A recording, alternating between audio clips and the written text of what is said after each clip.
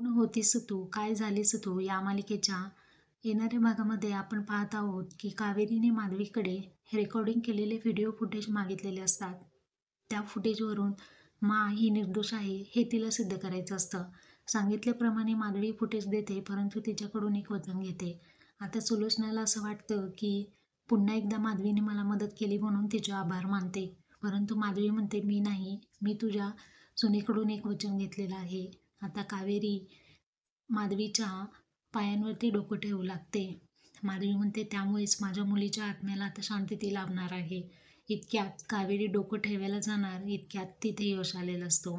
यशने हातमध्ये घातलेला असतो, त्यामुळे आता कावेरीचा मान सन्मान आणि अभिमान अशा पद्धतीने यशने तिथे येऊन उंचावलेला असतो आणि यशमुळे कधीही कावेरीवरती कोणतेही संकट येणार नाही. अक्षरशः स्वाभिमान आता हा जपलेला आहे.